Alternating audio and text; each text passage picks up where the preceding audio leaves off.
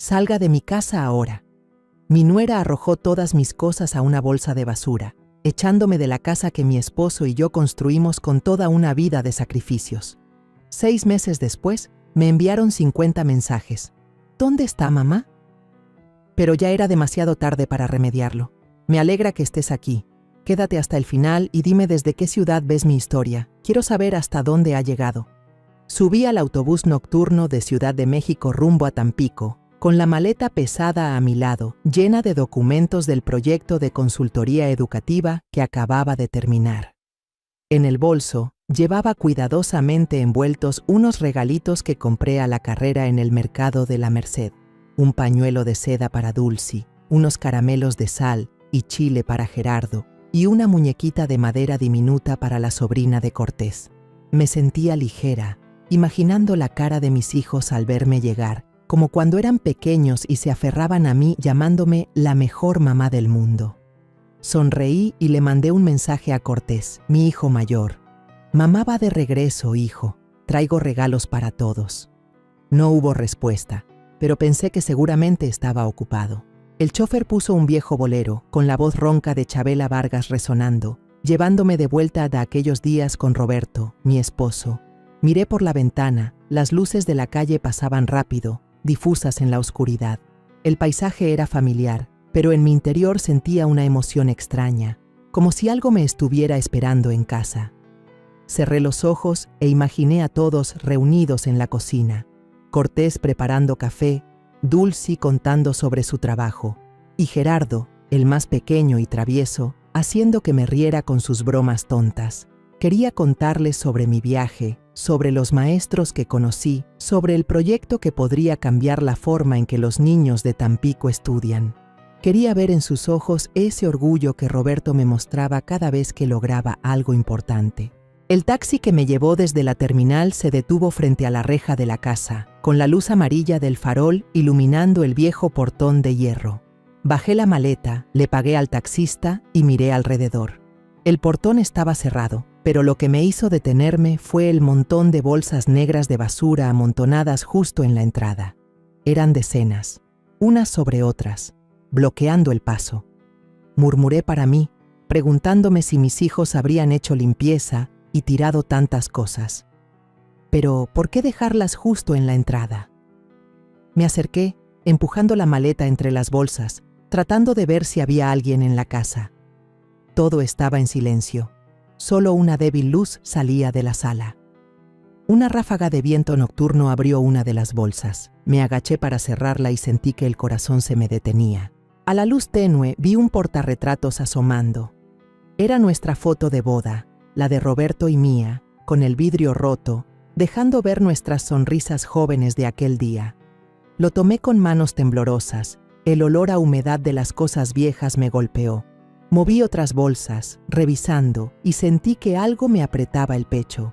Todo lo que había dentro era mío, mi ropa, el mantel que bordé recién casada, mi cuaderno de trabajo, incluso la pequeña almohada que abrazaba al dormir.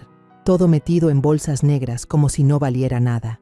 Me puse de pie, intentando mantener la calma, pero me temblaban tanto las manos que casi se me cae el portarretratos. Desde el patio salió una figura. Era Andrea, mi nuera, con el teléfono en la mano y el rostro frío como una moneda. Detrás de ella, Cortés, Dulcy y Gerardo estaban inmóviles, sin decir nada. Grité, «Cortés, abre la puerta a mamá», pero él bajó la cabeza, sin mirarme. Me acerqué, intentando empujar el portón, con la voz quebrada. «¿Qué es esto? ¿Quién hizo esto?» Andrea dio un paso al frente, bloqueando la entrada, y con tono helado dijo, «Es mejor que se vaya a vivir sola. Esta casa se tiene que vender ya. Sus cosas ya se las preparamos». Sus palabras fueron como una puñalada en el pecho. Me giré hacia Cortés, con la esperanza de que dijera algo, pero solo murmuró, «Mamá debería entender, esto es lo mejor para todos». ¿Lo mejor? ¿Lo mejor para quién? Miré a Dulcy, mi hija, la misma que lloraba desconsolada abrazándome cuando Roberto murió, pero ahora solo estaba ahí, con la mirada fija en el suelo. Gerardo, el menor, se apartó, como si yo fuera una extraña. Quería gritar, preguntar por qué mis hijos, mi propia sangre, permitían que esto pasara.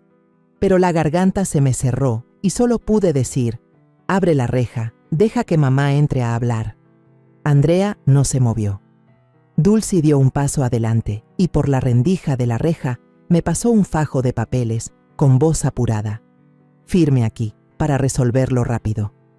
Los tomé, con las manos temblorosas, y fui pasando las páginas. Era un contrato de venta de la casa, con las firmas de Cortés, Dulcy y Gerardo. Solo faltaba la mía. Negué con la cabeza. Devolví los papeles. «No voy a firmar.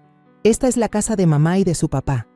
Andrea sonrió con burla y dijo en voz alta, para que todo el vecindario escuchara: «No haga un escándalo frente a los vecinos, mamá». Me giré y vi a doña Aída, la vecina de enfrente, parada junto a su reja, mirando hacia acá. No dijo nada, solo cerró su portón en silencio, como si no quisiera meterse en el drama de mi familia.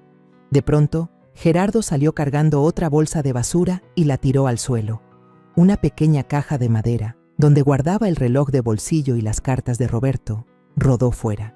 Me arrodillé, la abrí y encontré nuestra invitación de boda toda arrugada, con las palabras «Lola y Roberto» apenas visibles. Las lágrimas me brotaron sin poder contenerlas. Esos recuerdos eran toda mi vida, las noches en que Roberto me escribía cartas cuando estaba de viaje por trabajo, el reloj que usaba todos los días, las memorias de los años en que juntos construimos nuestra familia, y ahora estaban tirados en la calle, como basura. El ambiente se volvió pesado, tenso, como una cuerda a punto de romperse. Andrea hizo una seña y Dulcy y Gerardo entraron en silencio a la casa. Cortés me miró una última vez y luego cerró la reja de golpe. El sonido del metal chocando fue como un último golpe directo a mi corazón. Me quedé ahí, entre bolsas de basura, con mi maleta al lado, sintiendo que el mundo entero se me venía abajo. Un carrito de tamales pasó. El vendedor me miró con curiosidad. Aparté la vista, sin querer que nadie me viera así. Comenzó a caer una llovizna helada sobre mis hombros. Arrastré la maleta y unas bolsas hasta la acera. Intenté llamar a algunos conocidos, pero nadie contestó. Tal vez era muy tarde o simplemente no querían involucrarse.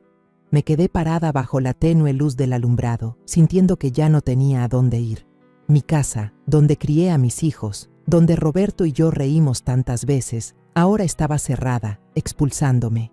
Pensé en Roberto, en las veces que me tomó la mano y me dijo: «Lola, eres la mujer más fuerte que conozco». Pero ahora solo me sentía débil, perdida, traicionada por los hijos que tanto amé. Al final, caminé con la maleta hasta una pequeña posada a unas cuadras. La dueña, una anciana de cabello blanco, me miró con compasión pero no preguntó nada. Renté un cuartito, dejé la maleta, me senté en la dura cama y abracé el portarretrato roto de nuestra boda. Ya no lloré, solo sentí un vacío enorme en el pecho, como si todo en lo que había confiado se hubiera roto en pedazos. Me pregunté qué había hecho que mis hijos cambiaran así. ¿Qué los llevó a darle la espalda a su madre, a la casa que había sido el hogar de todos?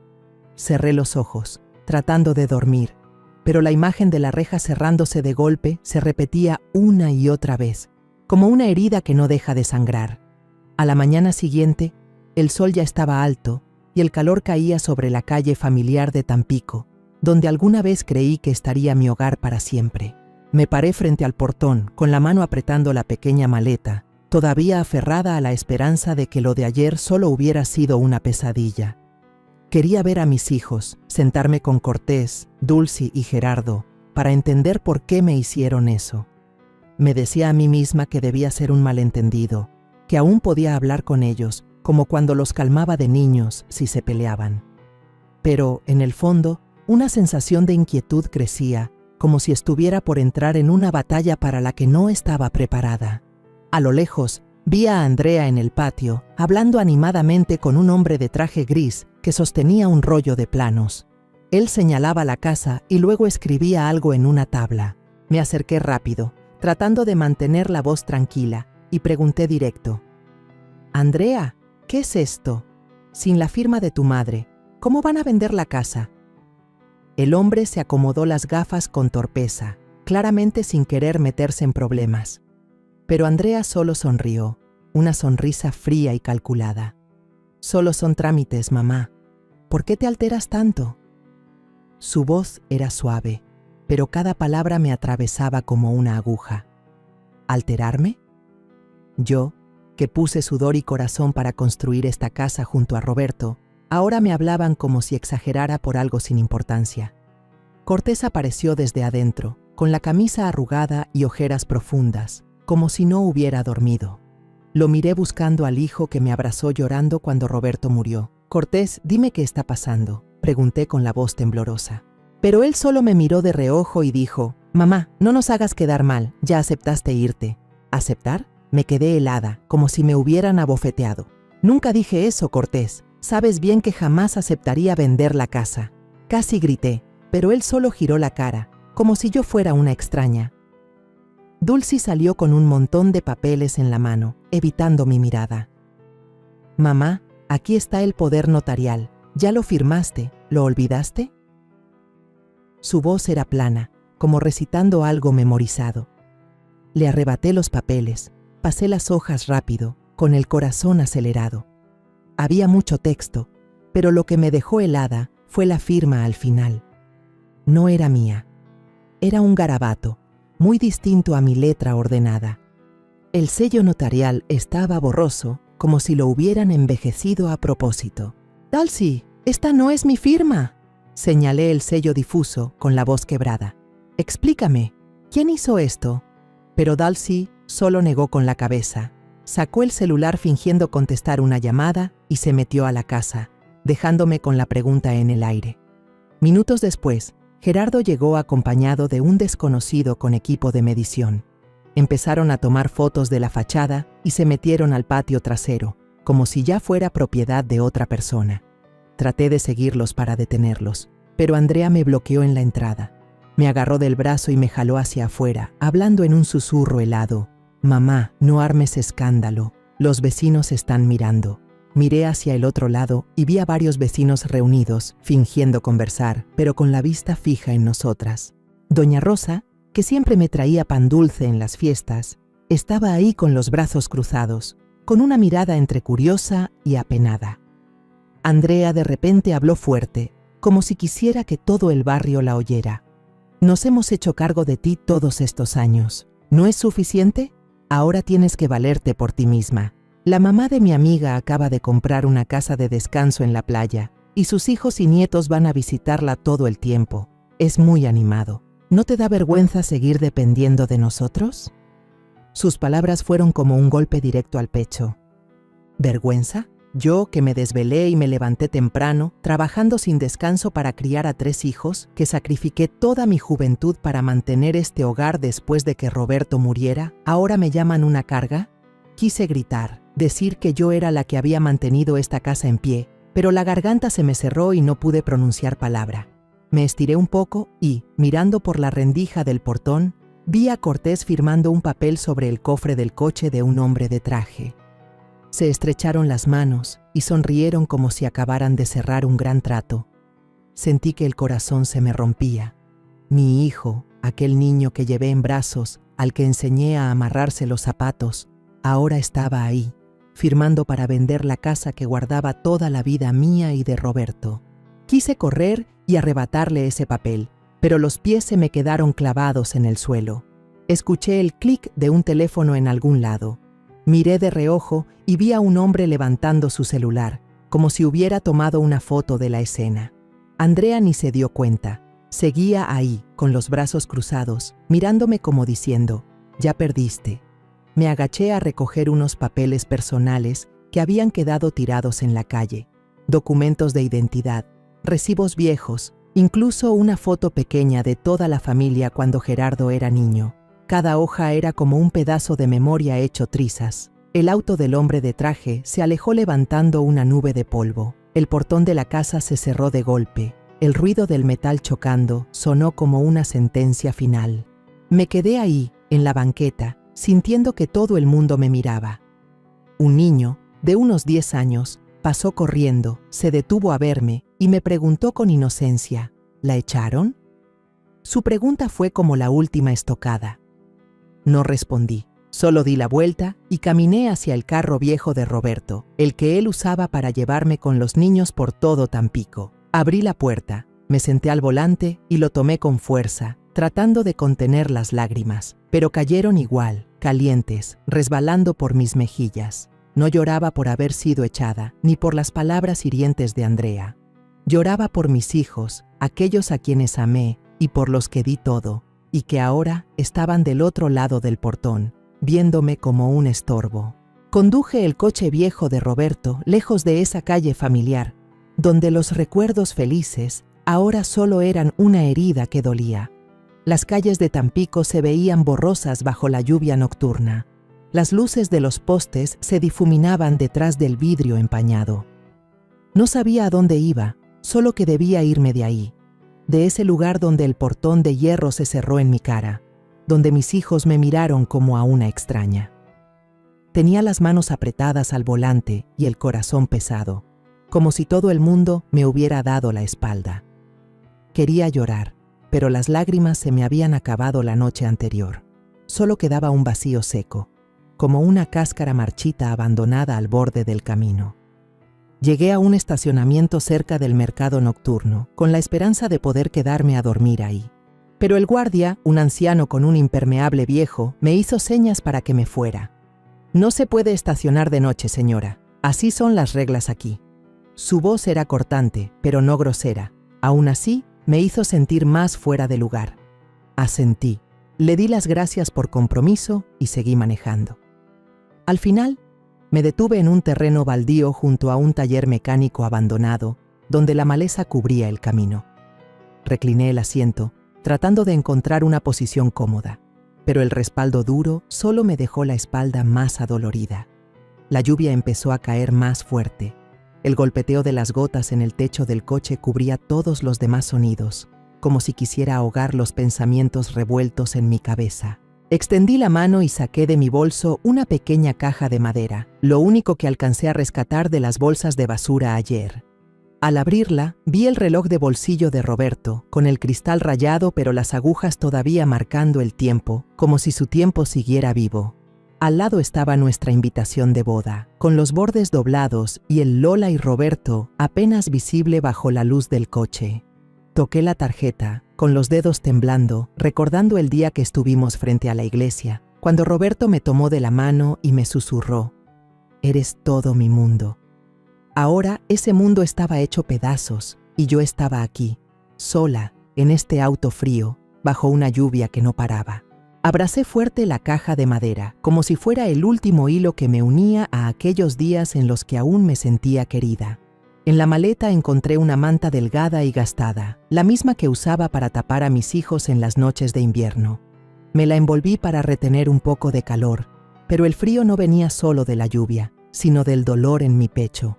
El teléfono vibraba sin parar, la pantalla iluminándose en la oscuridad. El primer mensaje era de Cortés.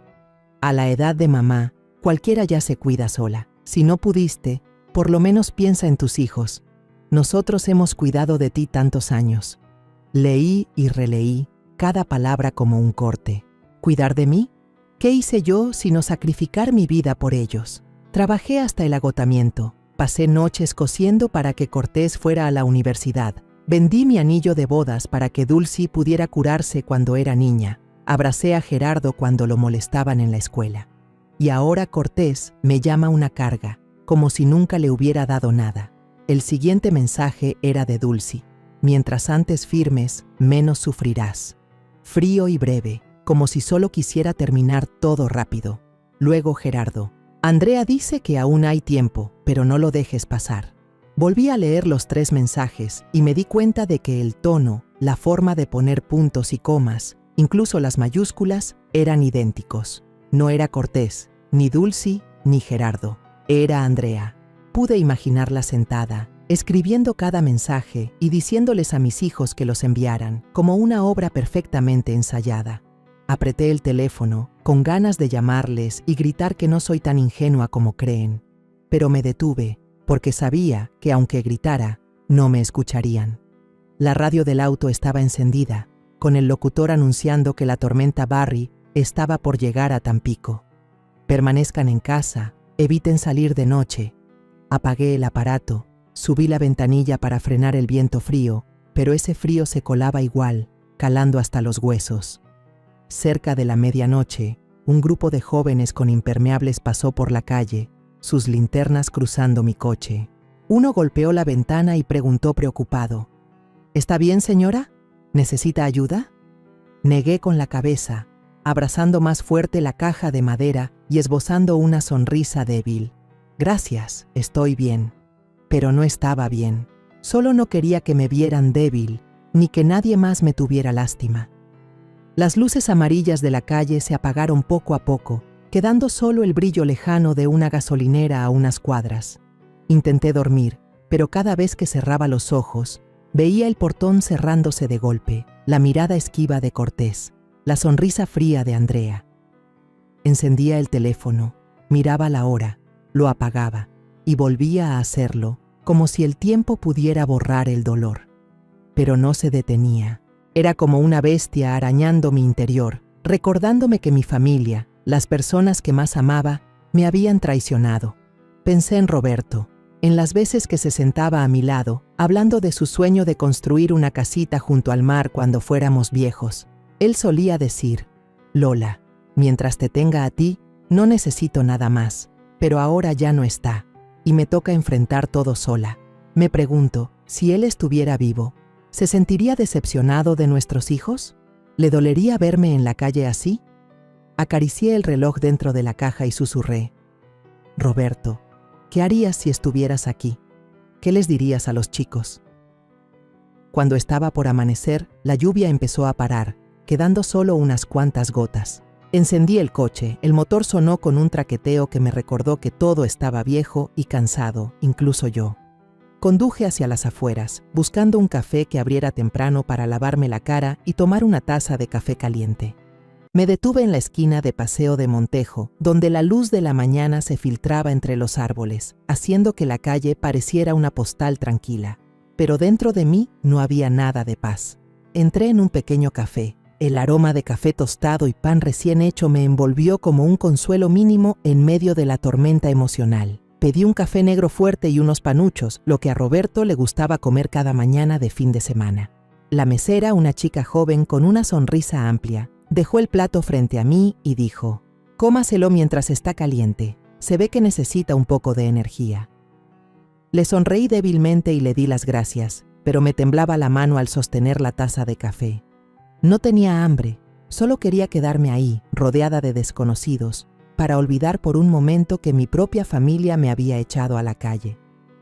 Al sacar la cartera para pagar, una voz cálida y grave dijo: ¿Lola? ¿Lola Álvarez? Me sobresalté, levanté la vista y vi a Edía Molina, un viejo amigo de Roberto, de pie ahí, con un café para llevar en la mano. Llevaba una camisa blanca, el cabello ya canoso, pero la mirada seguía tan aguda como en los días en que trabajaba con Roberto en la constructora. Edía, respondí, forzando una sonrisa. ¿Cuánto tiempo sin verte? Me miró con atención y preguntó directo: ¿Por qué se ve tan cansada? ¿Recién regresa de un viaje largo? Asentí y contesté breve: Sí, acabo de volver de Ciudad de México. Pero la voz se me quebró, y sabía que no podía ocultar el desgaste en mi cara. Edía no dijo más, solo puso su mano sobre mi hombro, suavemente. Venga conmigo un momento, a mi oficina que está cerca, vamos a hablar. Dudé, pero luego asentí. Tal vez necesitaba a alguien que me escuchara, alguien ajeno al dolor que mis hijos acababan de causarme. Caminamos unas cuadras hasta un edificio pequeño con un letrero que decía Abogado Edía Molina. Su oficina estaba ordenada, llena de títulos y fotos antiguas, entre ellas una en la que él y Roberto sonreían en una obra. Al verla, se me encogió el corazón. Era de cuando éramos jóvenes, cuando Roberto vivía, cuando mi familia aún era un verdadero hogar. Edía se sentó, me puso un vaso de agua enfrente y preguntó sin rodeos: Lola, usted tiene un problema, ¿verdad? No creo que solo esté cansada por un viaje. Se ve más triste que cansada. Suspiré, sin querer contar nada, pero su mirada sincera me impidió quedarme callada. Le conté de forma breve, con la voz temblorosa, sobre volver a casa y encontrar mis cosas en bolsas de basura, sobre cómo Andrea y los chicos me presionaron para firmar la venta de la casa, sobre la puerta cerrándose de golpe en mi cara. Cada palabra me dolía como una puñalada en el pecho, pero al mismo tiempo era una forma de enfrentar el dolor en vez de huir de él. Edía escuchó en silencio, sin interrumpir, solo asintiendo lentamente. Cuando le mostré las fotos del contrato en el teléfono, entornó los ojos y señaló de inmediato la parte de la firma. Esta no es su firma, Lola. Este trazo es desordenado, no se parece a como usted escribe. Y este sello notarial, negó con la cabeza, señalando la mancha de tinta desvanecida. Esto es inusual, muy inusual. Se levantó, abrió el archivador y sacó un paquete de documentos cuidadosamente guardados. Esta es una copia del testamento de Roberto, hecha en 2015. La he tenido desde que él me pidió ser testigo. Pasó a la última página y señaló una línea. La casa se reparte en partes iguales entre usted y los 3 hijos.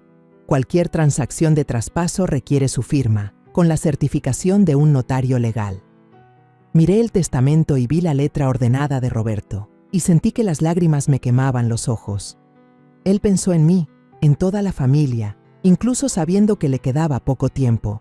Pregunté con la voz ronca: ¿mis hijos podrían falsificar documentos para vender la casa? Edía asintió, con la mirada seria. No solo es posible, Lola. Esto es muy claro. Firma falsificada, sello notarial borroso. Esto no fue un accidente. Hizo una pausa y luego añadió: unos meses antes de que Roberto muriera, Andrea vino a verme. Me preguntó sobre el trámite para poner un inmueble a su nombre solamente.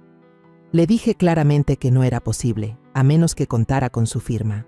En ese momento, Roberto solo guardó silencio y me dijo que no quería causar problemas en la familia. Las palabras de Edía fueron como un rayo de luz atravesando la niebla en mi corazón. No estaba sola. Roberto, aunque ya no estaba, me dejó un camino para reclamar justicia. Edía apoyó la mano sobre la mesa, con voz firme. Si quiere recuperar sus derechos, debemos empezar a reunir pruebas ya. ¿Tiene algún documento? Contratos, fotos, lo que sea.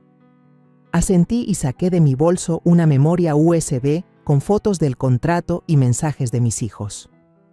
Bien, dijo él. Mañana por la tarde traiga aquí todo lo que tenga. Empezaremos desde ahí. Salí de la oficina de Edía con el corazón un poco más liviano, aunque el dolor seguía ahí. En el camino, pasé por una pequeña cafetería y un letrero de madera con el nombre Café Leticia me hizo detenerme. Había algo en ese nombre que me transmitía calidez, como una invitación. Empujé la puerta y el aroma de café recién tostado y pan dulce recién horneado me envolvió. Una mujer detrás del mostrador, de unos 40 años, con el cabello recogido en alto y una sonrisa radiante, me saludó. «Buenos días, señora. Parece que necesita una buena taza de café. Déjeme prepararle una especial, ¿le parece?» Su voz sonaba sincera, como si ya nos conociéramos desde hace tiempo. Asentí y me senté en una mesita junto a la ventana, sintiendo que había encontrado un refugio temporal. El aroma del café recién tostado mezclado con el del pan dulce me envolvía como un abrazo suave. Después de tantos días sintiéndome perdida, este pequeño lugar parecía el único donde me sentía bienvenida. La luz de la mañana se filtraba por las cortinas, iluminando la superficie de la mesa de madera desgastada. Leticia, la dueña, apareció con una sonrisa luminosa y colocó frente a mí una taza de café negro y espeso y un plato con pan de elote aún caliente. «Pruebe esto.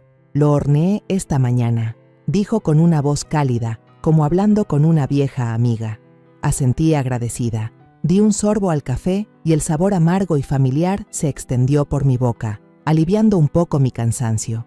Pero mi corazón seguía pesado, como si todos los recuerdos de la casa y de mis hijos siguieran aplastándome. Mientras esperaba a que Leticia trajera más agua, saqué mi teléfono y revisé las fotos del contrato falso que le había entregado a Edía. Cada línea, cada firma falsificada en ese papel era un recordatorio de la traición de mis hijos. Amplié la parte de la firma, buscando alguna pista más, pero solo sentí que el corazón se me apretaba. Leticia volvió, echó un vistazo a la pantalla del teléfono y preguntó suavemente: «Usted está teniendo problemas con un terreno, ¿verdad? Me sobresalté, levanté la vista y vi en sus ojos un interés genuino, sin pizca de curiosidad morbosa ni juicio. Dudé, no quería abrirme otra vez, pero había algo en Leticia que me hacía sentir segura. Le conté brevemente, solo lo suficiente para que entendiera, sobre las bolsas de basura frente al portón, sobre el contrato de venta de la casa, sobre cómo Andrea y mis hijos me habían sacado de mi propio hogar. Leticia escuchó con el codo apoyado en la mesa y la mano en la barbilla, con los ojos reflejando empatía. Cuando terminé me dijo, ¿sabe? Mi hermana, Consuela, trabaja en la oficina de catastro de la ciudad. Ella puede acceder a los registros de compra y venta de propiedades. Si quiere, puedo pedirle que lo revise, pero mantendré esto en secreto. Su propuesta fue como un rayo de luz en medio de la oscuridad. Asentí con la voz ronca. Gracias, pero por favor, que sea muy discreto. Leticia sonrió y me dio una palmadita en la mano. No se preocupe, lo entiendo. Mientras hablábamos, un hombre de mediana edad entró, con la camisa arrugada y cargando una caja grande de café.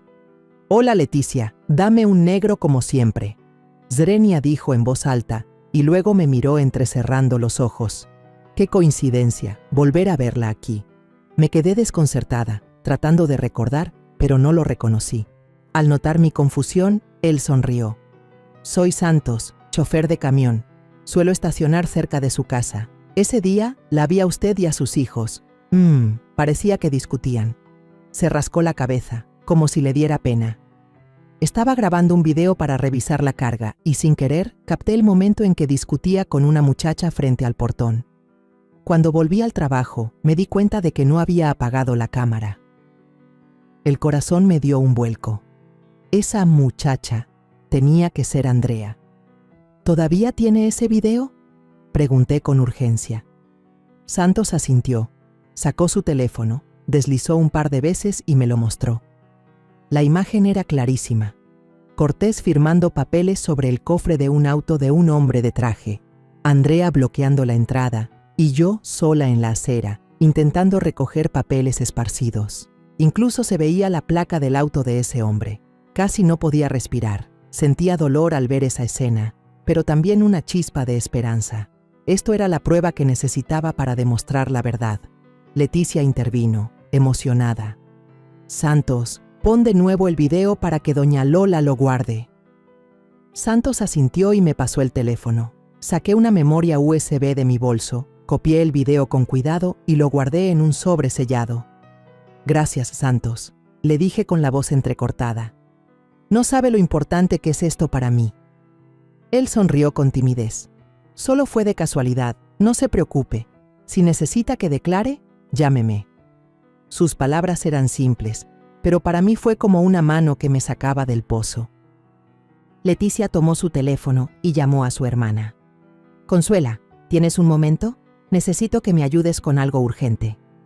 Le explicó brevemente la situación, sin mencionar mi nombre, solo diciendo que una amiga necesita verificar un registro de propiedad. Después de unos minutos, Leticia se volvió hacia mí. «Mi hermana dice que puede recibirla a través de mí, así evitamos llamar la atención. Una vez por semana, venga a mi café y ella me enviará la información. Es más seguro». Asentí, sintiendo que acababa de encontrar una aliada inesperada. Leticia anotó el nombre y el número de Consuela en un papelito y me lo pasó. «Llame cuando lo necesite, pero venga seguido, yo le invito el café», dijo guiñando un ojo en tono de broma. Yo solté una risa y por primera vez en días sentí un poco de alivio. Al salir del café, pasé por el mercado cercano y compré algo de comida seca, pan, fruta y unos sobres de café instantáneo para prepararme para los próximos días. No quería estar mucho en la calle, no quería que nadie me viera con este aspecto desmejorado. De camino de regreso, apreté el papelito que me dio Leticia, sintiendo que era como un salvavidas. Pensé en Edía, en el video de Santos y en Consuela, personas desconocidas pero que estaban de mi lado, ayudándome a luchar. Todavía me dolía el corazón cada vez que recordaba la mirada esquiva de Cortés o la voz fría de Andrea, pero empezaba a sentir que algo nuevo crecía en mí.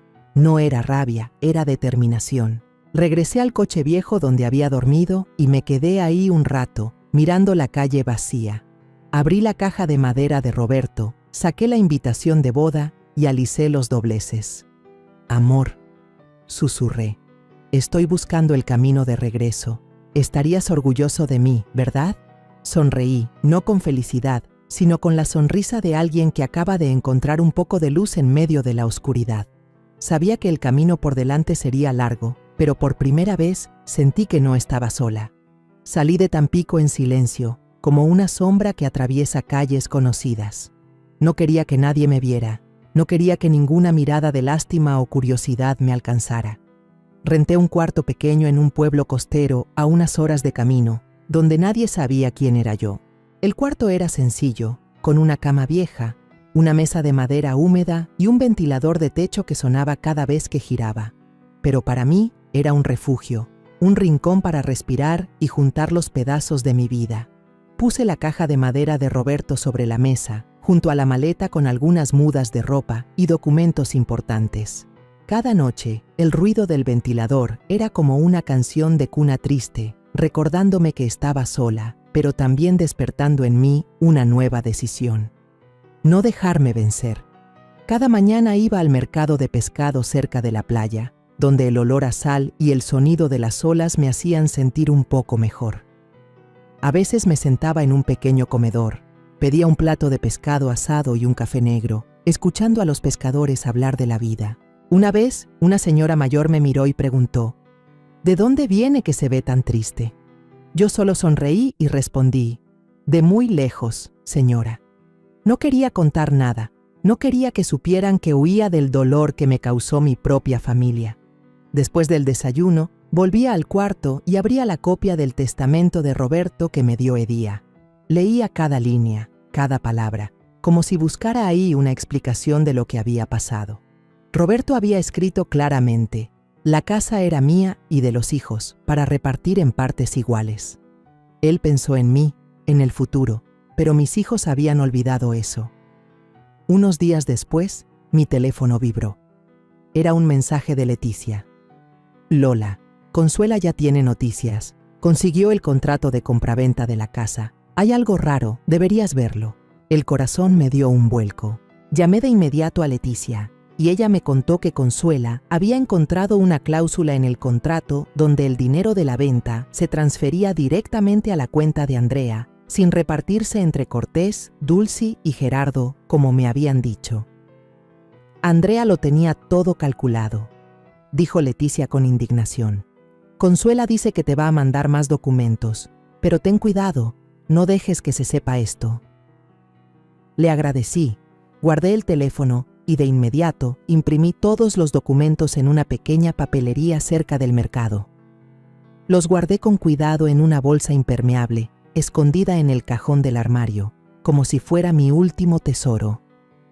Una tarde, caminé por la orilla del mar, dejando que el sonido de las olas y el viento me calmaran el alma. No se tomó. El cielo estaba rojo en el horizonte, y me quedé ahí, pensando en Roberto, en las veces que paseábamos por esta playa cuando los niños eran pequeños. De pronto, una voz llamó mi nombre. ¿Lola? ¿Eres Lola Álvarez? Me giré y vi al señor Miguel, quien había sido gerente de proyectos en la empresa de Roberto. Estaba más viejo, con el cabello totalmente blanco, pero la sonrisa seguía siendo cálida como antes. Miguel, ¿cuánto tiempo sin verte?, dije, tratando de disimular el cansancio. Me invitó a sentarme en una banca cercana y conversamos como viejos amigos. Cuando le conté por encima lo de la casa, negó con la cabeza y su voz se volvió seria. Ya me habían contado, pero no pensé que fuera tan grave. El comprador, ese muchacho es un viejo amigo de Roberto, se llama Pedro. Me presumió que había comprado tu casa, dijo que todo era legal y que tenía tu firma. Me quedé helada, como si me echaran un balde de agua fría. ¿Legal? Yo nunca firmé nada. Miguel asintió y me dio el número de Pedro. Es un buen hombre, Lola. Llámalo, él te dirá la verdad. Esa misma noche llamé a Pedro desde un rincón tranquilo de la pensión. Después de unos saludos, fui directo al grano. Pedro escuchó y con voz vacilante dijo: «Señora Lola, lo siento. Pensé que compraba la casa directamente de usted o de su familia. El contrato tenía su firma. No sospeché nada». Cuando le hablé de la firma falsa, guardó silencio un momento y luego respondió: si lo necesita, puedo ser testigo. A mí también me engañaron. No quiero estar metido en esto. Sus palabras fueron como una bocanada de aire fresco. Me hicieron sentir que no estaba sola. Le agradecí. Prometí que le volvería a llamar y colgué con el corazón un poco más ligero. 6 meses pasaron y seguí en contacto constante con Edía y Leticia. Edía trabajaba sin parar, revisando cada detalle legal, contactando al notario para confirmar el sello falso. Leticia y Consuela, por su parte, reunían pruebas, fotos de documentos, copias de transacciones bancarias y hasta mensajes que Andrea enviaba a mis hijos, que Consuela consiguió por un contacto en la oficina de registro. Cada semana pasaba por el café Leticia, me sentaba en mi rincón de siempre y recibía los sobres con documentos de manos de Consuela a través de Leticia. «Ya casi gana, Lola», me dijo Leticia una vez, entregándome un café gratis. Veo la luz en sus ojos.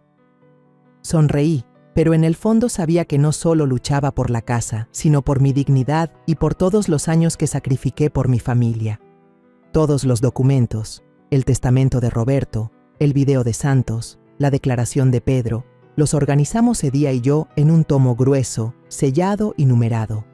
Sentadas en su oficina, revisamos página por página para que no faltara nada. La próxima semana presentamos la demanda, dijo Edía con firmeza. Es hora de sacar todo a la luz, Lola. Asentí, sintiendo que cruzaba una nueva puerta. Ya no era la mujer que se acurrucaba en el coche bajo la lluvia, sino Lola, lista para enfrentar a quienes la traicionaron. Esa noche me senté junto a la ventana de la pensión, escuchando el romper de las olas. Abrí el tomo de documentos y volví a poner cada papel en orden cronológico, como si estuviera reescribiendo mi propia historia. La luz de la luna iluminó la cajita de madera de Roberto. La abrí y acaricié la invitación de boda. «Amor», susurré, «estoy haciendo lo correcto, ¿verdad?» No esperé respuesta, pero sentí una fuerza nueva dentro de mí. 6 meses atrás solo quería huir, olvidar el dolor. Ahora estaba lista. Regresé a la pequeña habitación que rentaba en Progreso cuando ya estaba oscuro, con una bolsa de comida para la cena que compré en un puesto junto al camino. El olor a pescado asado y a tortilla de maíz se colaba, pero yo ya no tenía ánimo de comer. La habitación sencilla, con un ventilador de techo que sonaba a cada vuelta, se había convertido en mi refugio habitual después de 6 largos meses. Dejé la bolsa sobre la mesa, me dejé caer en la cama y el cansancio me envolvió.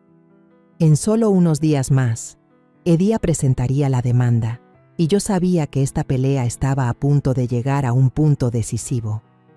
Pero dentro de mí seguía habiendo un vacío, donde el dolor por la traición de mis hijos latía todavía, como una herida que no cierra. El teléfono vibró, rompiendo el silencio. Encendí la pantalla y vi un mensaje de Cortés. «Mamá, ¿dónde está?» Antes de que pudiera contestar, otro mensaje suyo apareció. «Llámame ya». Fruncí el ceño y una sensación de inquietud me recorrió.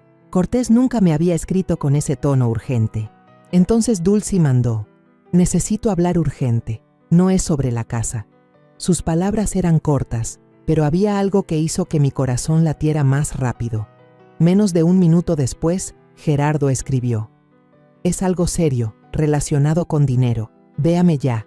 Miré la pantalla con la mano temblando, sin entender qué estaba pasando. En menos de 10 minutos, mi teléfono se llenó con más de 20 mensajes y varias llamadas perdidas de los 3. Puse el teléfono en modo silencio e intenté mantener la calma, pero poco después, la cantidad de mensajes subió a 40. Fui pasando uno por uno, con el corazón apretado. Eran frases apuradas, insistentes, algunas con un toque de amenaza.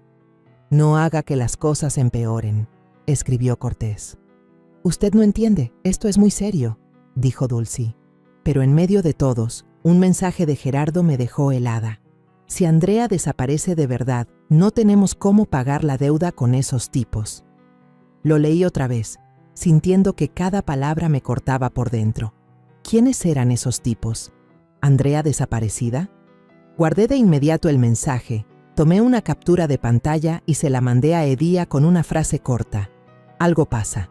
Mañana nos vemos. Yo sabía que ese mensaje no era casualidad y que podía ser una pieza clave en todo este enredo. Cerca de la medianoche, ya tenía 50 mensajes en total. La mayoría eran para presionarme a que me reuniera con ellos, firmara papeles o arreglara todo rápido para que sea mejor para la familia. Pero algunos tenían otro tono, como si mis hijos estuvieran entrando en pánico. «Mamá, no quiero que esto se salga de control», escribió Dulcy. «No nos obligue a hacer algo que no quiera», puso Gerardo, y pude sentir la tensión en cada palabra. Me quedé ahí, bajo la luz tenue de la lámpara, leyendo una y otra vez, tratando de encontrar alguna pista. Pero mientras más leía, más me quedaba claro. La forma de escribir, las palabras, hasta la manera de poner los signos, eran idénticas a como Andrea hablaba. Me pregunté si mis hijos realmente habían escrito esos mensajes o si solo eran marionetas en manos de mi nuera. Saqué la libreta pequeña de la maleta y anoté con cuidado la hora de cada mensaje y lo que decían, como una forma de guardar evidencia. Con cada línea que escribía, sentía que el corazón se me hacía más pesado, pero al mismo tiempo algo nuevo crecía en mí. Ya no era la mujer temblorosa que se quedó frente al portón aquella noche. Estaba peleando, no solo por la casa, sino por mi propia dignidad. Esos mensajes, aunque dolorosos, eran la prueba de la verdad. Mis hijos, o al menos Andrea, estaban intentando doblegarme. Pero yo no iba a dejar que ganaran. Me levanté, abrí la ventana y dejé que la brisa fresca del mar entrara en la habitación. El sonido constante de las olas era como un recordatorio de que la vida seguía y que yo también debía continuar. Pensé en Roberto, en las veces que me tomó de la mano y me dijo: «Lola, eres más fuerte que cualquier prueba». Abrí la caja de madera, saqué su reloj de bolsillo y acaricié suavemente el cristal rayado. «Amor», susurré, «no sé qué están haciendo nuestros hijos, pero no voy a rendirme». Guardé el cuaderno en mi bolso, revisé el sobre con los documentos y me recosté, intentando dormir un poco. Pero el sueño no llegaba. Las imágenes de mis hijos, Cortés con la mirada esquiva, Dulcy con la voz fría, Gerardo con el pánico en los ojos, seguían apareciendo, haciendo que el corazón me doliera. Me pregunté qué había hecho que mis hijos cambiaran. ¿Será que me equivoqué en algo, que no les enseñé lo suficiente sobre la honestidad y el valor de la familia? ¿O fue Andrea, con su ambición, quien los manipuló? Recordé los días en que toda la familia se reunía alrededor de la mesa, cuando Cortés aún contaba chistes, cuando Dulcy me abrazaba cada vez que sacaba buenas notas, cuando Gerardo se robaba un pastelito antes de la cena. Esos momentos ahora parecían un sueño lejano, reemplazados por mensajes fríos en el teléfono. Pero no me permitiría hundirme en el dolor. Había perdido mi casa, mi confianza en mis hijos, pero no iba a perderme a mí misma. A la mañana siguiente, conduje de regreso a Tampico, llevando el cuaderno y el sobre con documentos para ver a Edía. Me recibió en su oficina, con una mirada seria pero decidida. «Estos mensajes son una prueba sólida, Lola», dijo, hojeando cada página de mis notas. «Muestran la presión que están ejerciendo sobre usted y el mensaje de Gerardo puede llevarnos a descubrir algo más grande». Asentí, sintiendo que una pequeña llama empezaba a encenderse en mi interior. «Edía, quiero que todo quede claro. Quiero que la verdad salga a la luz», dije con más firmeza que nunca. Al salir de la oficina, pasé por el café Leticia, como de costumbre. Leticia me recibió con su sonrisa habitual y me puso frente a mí una taza de café caliente. «Se ve más fuerte», dijo, guiñándome un ojo.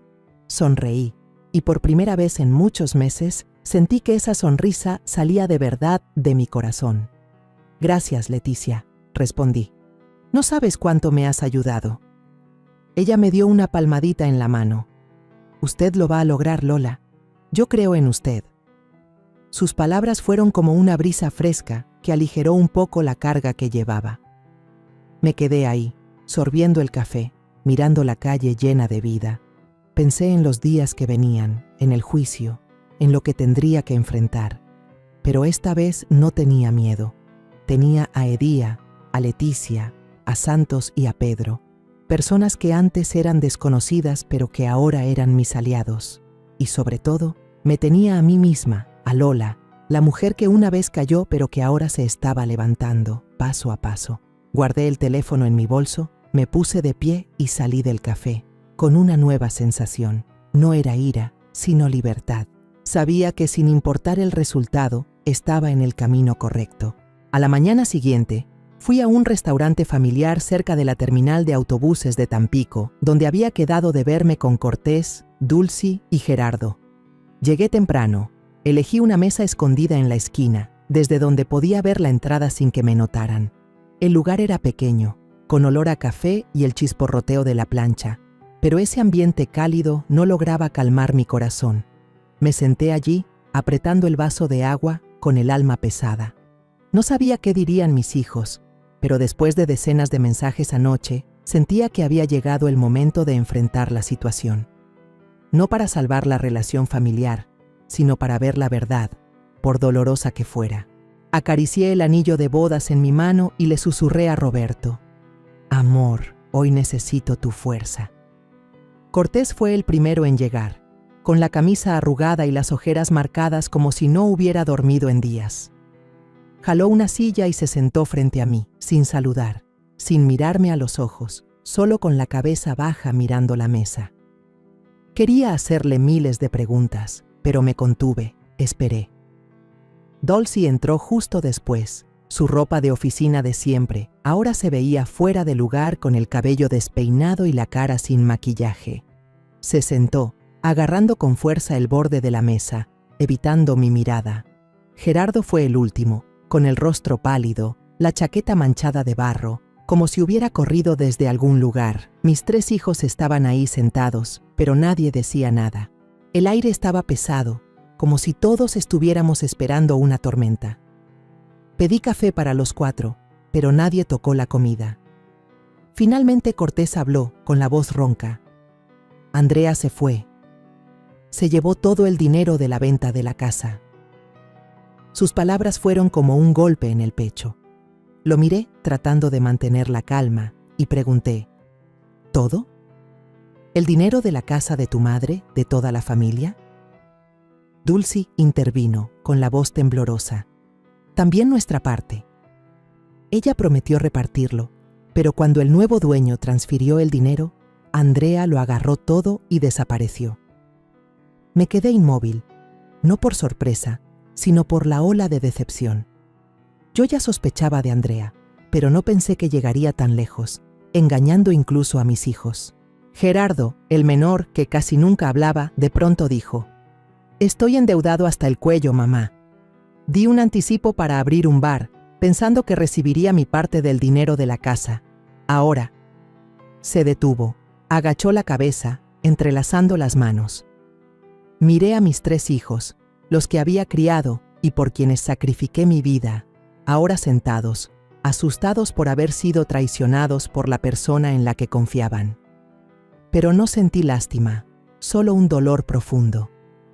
Ellos eligieron ponerse del lado de Andrea, me sacaron de mi casa y ahora me pedían ayuda, como si yo siguiera siendo la madre que siempre los rescataría. Saqué el teléfono y abrí el mensaje que Gerardo me envió por error anoche. Si Andrea de verdad desapareció, no tenemos cómo pagarle a esa gente. Lo leí en voz alta, con un tono calmado pero frío. Gerardo se sobresaltó, se puso aún más pálido, sin poder decir nada. Cortés y Dulcy se miraron, con ojos llenos de pánico. ¿Quiénes son esa gente, Gerardo?, pregunté, mirándolo directo a los ojos. Él negó con la cabeza y murmuró: «No sé, mamá. Andrea solo dijo que alguien le ayudaba con los papeles». Me giré hacia Cortés. «¿Y tú? ¿Qué te dijo Andrea sobre el dinero?». Él suspiró, agotado. Que ya había transferido nuestra parte a una cuenta a nombre de Dulcy. Pero revisé, y no hay nada. Dulcy habló de inmediato, casi gritando: «No sé nada de esa cuenta, mamá, lo juro. Andrea me dijo que firmara porque tú ya habías aceptado. Por eso». Se detuvo, al borde de las lágrimas. La miré, a la hija que alguna vez fue mi orgullo, ahora balbuceando como una niña sorprendida haciendo algo malo. «Entonces, La firma en el papel de traspaso de la casa. ¿Quién la puso?, pregunté, con calma pero cortante. Los tres respondieron al mismo tiempo. Andrea. Dulcy agregó, temblando. Yo solo firmé porque Cortés me lo dijo. Pensé que Andrea ya lo había hablado contigo. No sabía. Gerardo intervino, casi susurrando. Yo tampoco leí bien los papeles. Andrea dijo que el dinero se repartiría, y le creí. Me quedé callada, mirándolos uno por uno, sintiendo que mi corazón se rompía otra vez. No solo me habían traicionado, también se dejaron arrastrar por el engaño de Andrea, como marionetas. Me levanté, dejé la taza de café en la mesa y dije despacio: si me llamaron para pedirme ayuda, recuerden que ya no los voy a salvar incondicionalmente. Ustedes eligieron estar con Andrea, me sacaron de mi casa. Ahora asuman las consecuencias. Los tres guardaron silencio, con la vista clavada en la mesa. Nadie me detuvo cuando salí del café, dejando la cuenta sin pagar sobre la mesa. No miré atrás, pero sentía que el corazón me ardía. Son mis hijos, mi sangre, pero no puedo perdonar tan fácil, no después de lo que hicieron. Al salir del café, llamé de inmediato a Edía. Edía, acabo de ver a mis hijos, le dije, con la voz todavía temblando. Andrea se fugó, llevándose todo el dinero. Mis hijos fueron engañados, pero yo no me voy a detener. Presentaremos la demanda esta misma semana. Edía respondió con voz firme. Bien, Lola. Lo que acaba de contar solo fortalece nuestro caso. Voy a preparar todo. Colgué y me quedé de pie en medio de la calle bulliciosa, sintiendo que me había quitado un peso de encima. Sabía que el juicio no sería fácil, pero ya estaba lista para enfrentar lo que viniera. 3 días después de aquel encuentro tenso con mis hijos en el café, entré junto a Edía al juzgado civil de Tampico. Llevaba en la mano un sobre con todo el expediente, el corazón latiendo fuerte, pero no por miedo, sino por una determinación que nunca había sentido tan clara. Me había preparado para este día durante 6 meses, con noches sin dormir, horas organizando papeles y minutos preguntándome si tendría la fuerza para enfrentar a quienes una vez fueron mi propia sangre. Edía caminaba a mi lado, con una mirada afilada pero amable, como recordándome que no estaba sola. Lola, dijo antes de entrar, hoy es su día. Sea fuerte, como Roberto siempre creyó que usted era. Asentí. Acaricié el anillo de bodas en mi mano, sintiendo como si Roberto estuviera ahí, observándome. El expediente que llevábamos era el resultado de meses de perseverancia. El video de Santos grabando a Cortés, firmando sobre el cofre de un carro, la copia del contrato de compraventa de la casa con la firma falsificada, el testamento de Roberto, donde quedaba claro cuál era mi parte de la herencia, y la declaración de Pedro, el comprador de la casa estafado. Cada documento era como un ladrillo que levantaba el muro de justicia que me había propuesto construir. La fecha del juicio se fijó para 2 semanas después, y mientras esperábamos, Edía trabajaba sin descanso. Contactó a un periódico local, listo para publicar una nota que ejerciera presión si Andrea seguía escondida. No solo tenemos que ganar el juicio, dijo, tenemos que dejar la verdad en claro para todos. Estuve de acuerdo, aunque me dolía pensar que mi historia familiar quedaría expuesta ante todo el mundo. La mañana del juicio me levanté temprano y me miré en el espejo de la pequeña habitación que rentaba en Progreso. Elegí una blusa de manga larga blanca, el color que Roberto decía que me hacía ver radiante. Tomé su reloj de bolsillo, acaricié el vidrio rayado y susurré: amor, hoy voy a hacer lo correcto. El reloj era como un amuleto, un recordatorio de los días en que superamos las dificultades juntos. Lo guardé en el bolsillo de mi blusa y salí de la habitación, ligera pero decidida, como una guerrera que va al combate. Al entrar en la sala de audiencias, el frío de las paredes blancas y las bancas de madera me hizo estremecerme un poco. Vi a Cortés y Dulcy sentados en el banquillo de los acusados con la mirada baja, evitando verme. Gerardo no estaba presente y me pregunté si estaría escondiéndose o si Andrea lo tendría manipulado. Me senté sujetando el sobre con los documentos y tratando de mantener la calma. De pronto, la puerta de la sala se abrió y Andrea entró, vestida con un traje negro ajustado, cargando un bolso grande. Su cara era fría, pero no lograba ocultar la tensión. Antes de que comenzara la audiencia, se acercó a mí y susurró: ¿por qué no retira la demanda y finge que está perdiendo la memoria? Le dejaré una cantidad suficiente para que viva tranquila. Sus palabras fueron como un cuchillo, pero la miré directo a los ojos y respondí con firmeza: no vas a comprarme con esas artimañas baratas, Andrea. Lo que está bien y lo que está mal lo decidirá la ley. La audiencia comenzó. Edía se puso de pie. Su voz resonó clara en la sala. Presentó el peritaje de la firma, demostrando que la firma en el contrato de venta de la casa no era mía. Esto es un acto claro de falsificación, dijo, señalando el peritaje. Luego pidió que proyectaran el video de Santos. En la pantalla grande apareció Cortés firmando papeles en el patio, Andrea bloqueando la entrada y yo, sola en la acera, recogiendo los pedazos de documentos esparcidos. Un murmullo recorrió la sala y vi a Cortés agachar la cabeza, mientras Dulcy se tapaba la boca como si no pudiera creer lo que veía.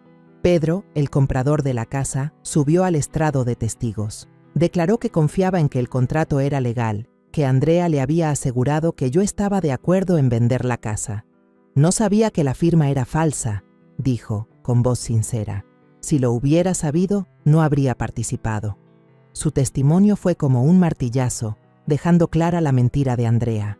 Pero lo más importante llegó cuando Edía presentó los documentos bancarios, demostrando que todo el dinero de la venta había sido transferido a una cuenta fantasma a nombre de Dulcy, pero que se vació en pocos días. Dulcy rompió en llanto, se levantó y dijo con voz temblorosa: yo no sabía nada de esa cuenta, lo juro. Andrea dijo que era una cuenta conjunta, pero yo nunca vi ni un peso. El juez la miró con seriedad, pero no dijo nada. Me quedé allí sentada, mirando a mis hijos, con el corazón hecho pedazos. Dulcy lloraba, Cortés permanecía en silencio y yo sabía que ellos también eran víctimas de Andrea, pero eligieron creerle a ella en lugar de a su propia madre.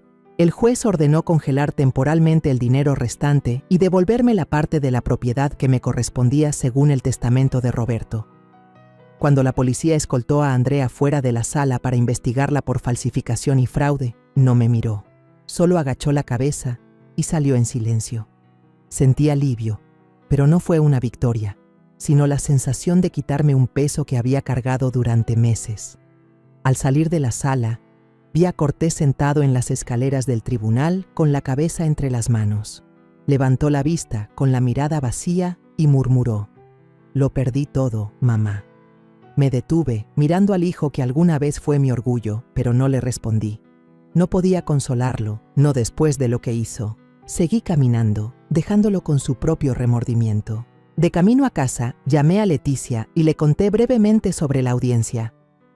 «Lo logró, Lola», exclamó ella por teléfono. «Ahora venga a mi cafetería, le preparo un café para celebrar». Solté una carcajada, por primera vez en muchos meses, sintiendo que esa risa venía de verdad del corazón.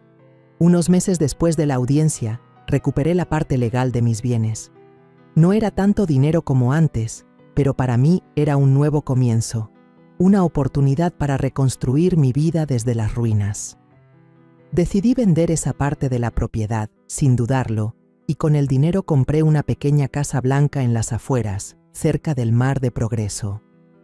La casa estaba en una calle tranquila, con una cerca de madera sencilla y una enredadera de bugambilias rojas en la entrada. La primera vez que entré, me quedé en medio del patio, respirando hondo el olor a sal mezclado con el aroma de las flores, sintiendo como si mi corazón hubiera sido lavado. No era solo una casa, era un lugar al que podía llamar hogar, un lugar de donde nadie podría echarme jamás. El día de la mudanza, Leticia apareció con una canasta de pan dulce y una jarra de café caliente, con una sonrisa radiante como el sol. «Lola, bienvenida a tu nuevo hogar», exclamó, dejando la canasta en la mesa de la cocina. Edía también llegó, remangándose para ayudarme a mover las últimas cajas. Cuando abrí la caja de madera y saqué el portarretratos de mi boda con Roberto, Edía lo colgó en silencio en la pared de la sala. «Roberto estaría orgulloso de usted», dijo con voz cálida y profunda. Asentí, con los ojos húmedos, pero esta vez las lágrimas no eran de dolor, sino por una paz que nunca pensé volver a encontrar.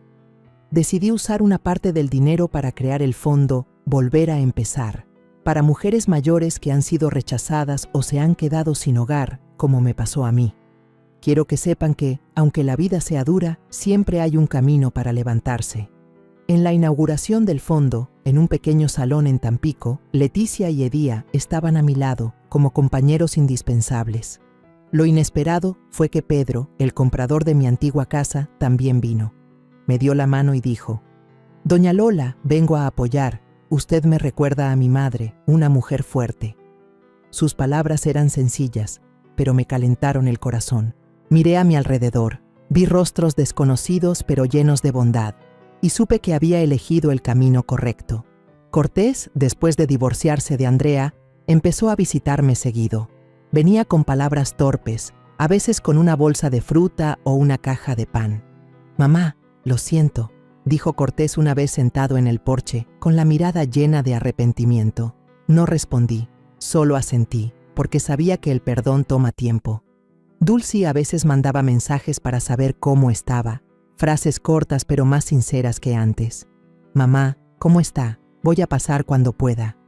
Gerardo, por su parte, estaba luchando con sus deudas, pero me llamó una vez, hablando bajito. «Estoy intentando, mamá. Ya no quiero decepcionarla». Lo escuché, con el corazón aún dolido, pero sabiendo que mis hijos estaban intentando enmendar sus errores, aunque fuera tarde. Una tarde, me senté en el porche, tomando sorbos de café y escuchando el sonido lejano de las olas. Los niños del barrio corrían riendo, y me recordaron los días en que Cortés, Dulcy y Gerardo eran pequeños y toda la familia se reunía en el patio. De pronto, el cartero se detuvo frente a la puerta y me entregó un sobre pequeño con la inscripción: «Para Lola». Lo abrí y el corazón me dio un vuelco al ver una libreta de ahorros y una carta escrita a mano. La letra de Roberto apareció, clara y conocida, como una voz del pasado. En la carta escribió: «Lola, eres la mujer más fuerte que conozco. Te dejo este dinero, no porque lo necesites, sino porque quiero que vivas libre, que vivas fiel a ti misma. Siempre he creído en ti». Leí, y las lágrimas me rodaron por la cara. Roberto había arreglado para que este paquete me llegara después de que se repartiera la herencia, como un último regalo para mí. Guardé la carta en la caja de madera, junto al reloj de bolsillo y la invitación de boda. Sonreí, no por el dinero, sino por sentirme, al fin, verdaderamente libre. Decidí no quedarme con ese dinero solo para mí, sino usarlo para ampliar el fondo Volver a Empezar. Quiero que otras mujeres, las que fueron dejadas de lado como yo, tengan la oportunidad de volver a encontrar la luz. Cada peso de esa libreta será una mano tendida, como lo hicieron Leticia, Edía y Pedro conmigo. Por primera vez en muchos años, salí por la puerta de mi casa sin miedo. Ya no me preocupaban los portazos, las miradas críticas o las palabras traicioneras. Me paré bajo la bugambilia, mirando el camino que lleva al mar, con el corazón lleno de una nueva fe. Soy Lola, la que cayó, la que sufrió, pero que se levantó más fuerte que nunca. Entré de nuevo, abrí las ventanas para dejar que la brisa marina entrara y susurré a Roberto: «Amor, ya encontré la paz. Voy a vivir bien, por ti, por mí y por quienes me necesiten». Me senté, tomé un sorbo de café y sonreí, sabiendo que el futuro, pase lo que pase, será mío. La historia que contamos es ficticia, pero está basada en algunos hechos reales. Los nombres y lugares han sido cambiados para proteger la identidad de quienes estuvieron involucrados. No contamos esto para juzgar, sino con la esperanza de que alguien escuche y se detenga a pensar: ¿cuántas madres están sufriendo en silencio dentro de su propia casa? Siento verdadera curiosidad. Si fueras tú, en mi lugar, ¿qué harías? ¿Elegirías callar para mantener la paz o te atreverías a enfrentarlo todo para recuperar tu voz? Quiero saber lo que piensas, porque cada historia es una vela que puede iluminar el camino de alguien más. Dios siempre bendice, y yo creo firmemente que el valor nos lleva a días mejores. Mientras tanto, en la pantalla final te dejo 2 de las historias más queridas del canal, te aseguro que te sorprenderán. Gracias por haberte quedado hasta aquí.